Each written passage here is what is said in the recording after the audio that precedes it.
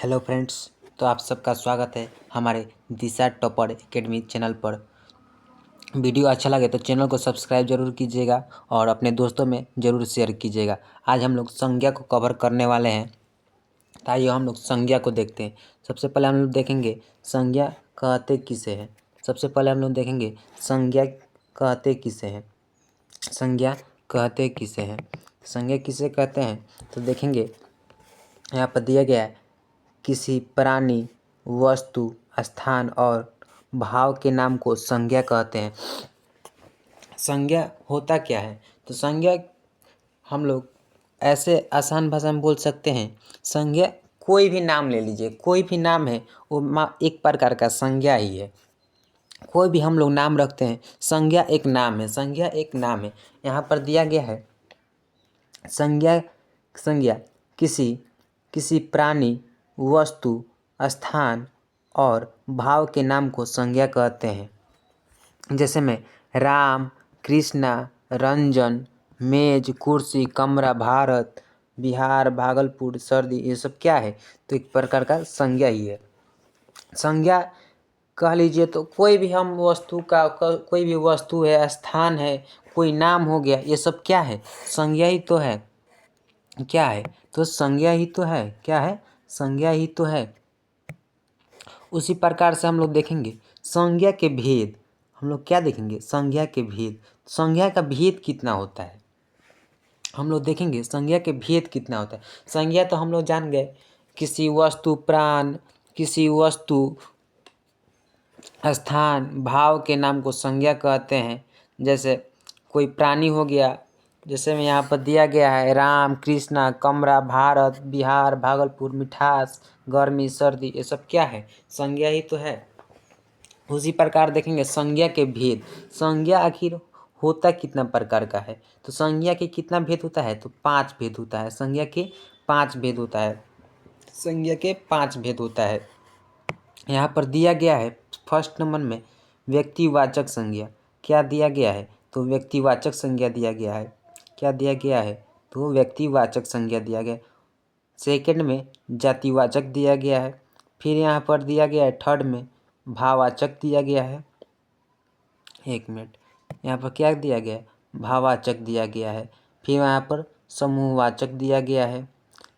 फिर यहाँ पर द्रववाचक दिया गया है। यहाँ पर क्या दिया गया द्रव्यवाचक दिया गया है। इसी प्रकार हम लोग देखेंगे। फर्स्ट में याद रखिएगा व्यक्तिवाचक संज्ञा, जातिवाचक संज्ञा, भाववाचक संज्ञा, समूहवाचक संज्ञा, द्रववाचक संज्ञा। तो कोई भी पूछेगा संज्ञा कितने प्रकार के होते हैं तो संज्ञा 5 प्रकार के होते हैं।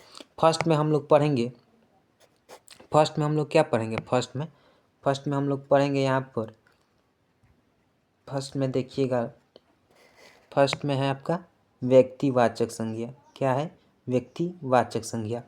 चलिए हम देखते हैं व्यक्तिवाचक संज्ञा कहते किसे हैं। तो यहाँ पर दिया गया है किसी विशेष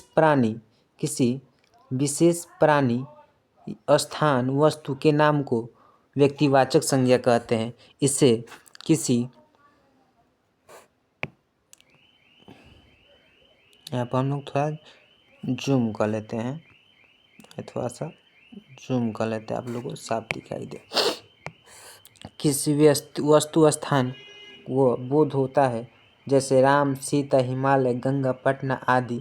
ये सब क्या है व्यक्तिवाचक संज्ञा। व्यक्तिवाचक संज्ञा को हम लोग अच्छे से समझते हैं। व्यक्तिवाचक संज्ञा आखिर होता क्या है तो इसमें क्या होता है तो इसमें किसी खास व्यक्ति का, किसी खास जगह का बोध होता है। जैसे हम लोग बोलेंगे पटना, तो पटना यहाँ पर बोल दिए तो पटना क्या होगा व्यक्तिवाचक होगा। अब पटना क्या है तो पटना एक क्या है राजधानी है। तो राजधानी हम लोग ओनली राजधानी बोलेगा तो आपका क्या होगा राजधानी बोलेगा तो जाति, पूरे जाति का बोध होगा। यहीं पर व्यक्ति है तो व्यक्ति में कौन हो जाएगा जो किसी खास व्यक्ति, खास स्थान का बोध कराता हो।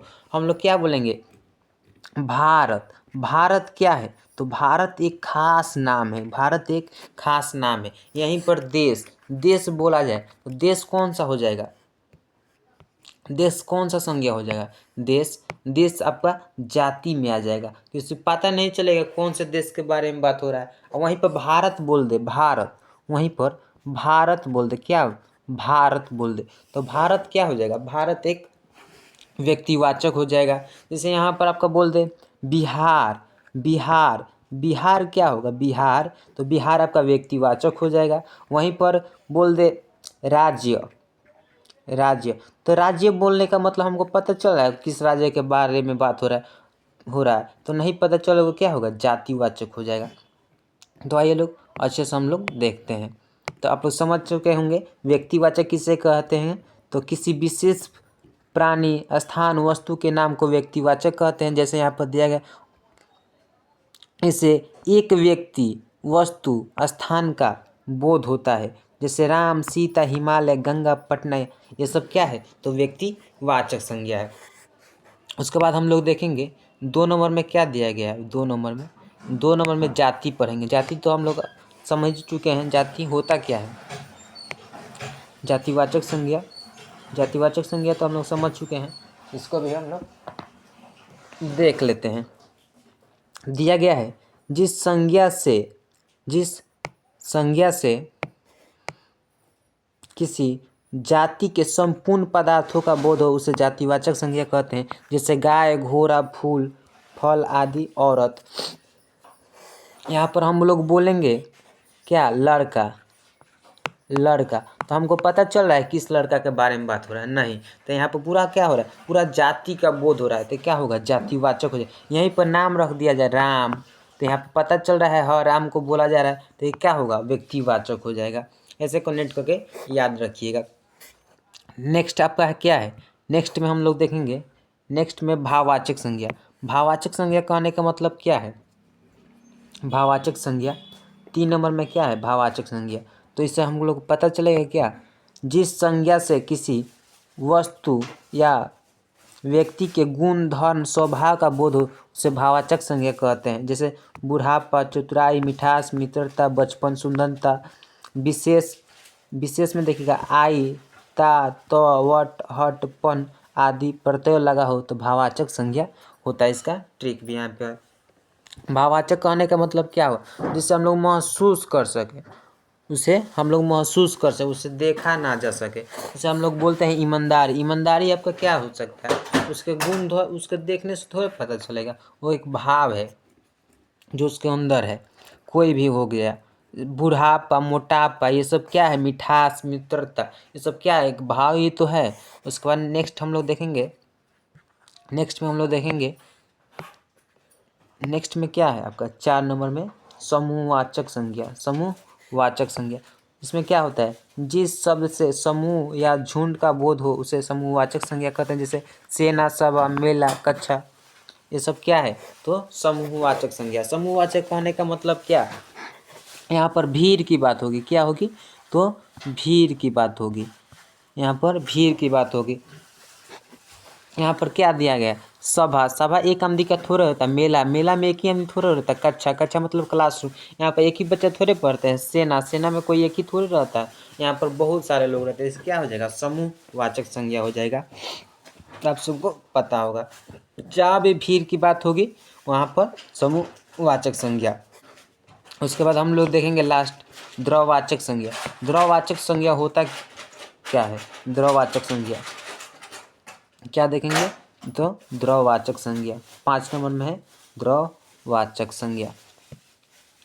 द्रववाचक संज्ञा, जिन वस्तुओं को नापा तौला ना जा सके, जिन वस्तुओं को नापा और तौला जा सके ऐसी वस्तुओं को द्रववाचक संज्ञा कहते हैं। जैसे सोना, चांदी, तेल, घी, पानी, पीतल, ये सब क्या है? तो द्रववाचक है। इन सबको नापा तौला जा सकता है, नापा तौला जा सकता है। और इसको समूह में क्या है? तो झुंड है। और इसमें क्या है? तो इसमें नापा तौला जा सकता है। सोना को नापा तौला जा सकता है, चांदी को, तेल को, घी को, ये सब क्या है? तो नापा तौला जा सकता है, परंतु गिना नहीं जा सकता है, परंतु गिना नहीं जा सकता है। ठीक है, तो आप लोग द्रववाचक भी समझ चुके होंगे। द्रववाचक में क्या होता है? नापा तोला जा सकता है परंतु गिना नहीं जा सकता है। आइए एक बार इसका रिवीजन करा देते हैं, क्योंकि रिवीजन कर लिया जाए। फर्स्ट है आपका, फर्स्ट क्या है? संज्ञा। संज्ञा किसे कहते हैं? तो संज्ञा कोई भी नाम रख लीजिए, संज्ञा हो गया। उसके बाद व्यक्तिवाचक। व्यक्तिवाचक क्या होता है? तो कोई खास वस्तु, व्यक्ति, स्थान के नाम को व्यक्तिवाचक संज्ञा कहते हैं। सेकंड में जातिवाचक। जातिवाचक जिसे पूरे जाति का बोध हो। उसके बाद क्या है? भाववाचक। भाववाचक में क्या हो जाएगा? तो भाववाचक में किसी भी व्यक्ति का गुण दोष प्रकट हो, उससे भाववाचक संज्ञा कहते हैं। समूहवाचक, जहाँ भीड़ की बात हो, जहाँ सभा की बात हो, जहाँ पर एक से ज़्यादा लोग हो, वहाँ पर समूहवाचक हो जाएगा। द्रव्यवाचक, जिसे नापा तोला जा सके परंतु गिना नहीं जा सके, ये सब क्या है? द्रव्यवाचक संज्ञा हो जाएगा। वीडियो अच्छा लगे तो चैनल को सब्सक्राइब जरूर कीजिएगा, अपने दोस्तों में ज़रूर शेयर कीजिएगा। अगर इसका पीडीएफ नोट्स लेना चाहते हैं, इसका पीडीएफ नोट्स लेना चाहते हैं तो चैनल को सब्सक्राइब करके कमेंट बॉक्स में ज़रूर बताइएगा। और 1 मार्च को आप सबका बैच लॉन्च होगा, जो फुल्ली फ्री होगा। पीडीएफ नोट्स सब फ्री में मिलेगा और संपूर्ण विषय विधिवत तरीके से आपको पढ़ाया जाएगा। चलिए मिलते हैं नेक्स्ट वीडियो में, तब तक के लिए धन्यवाद।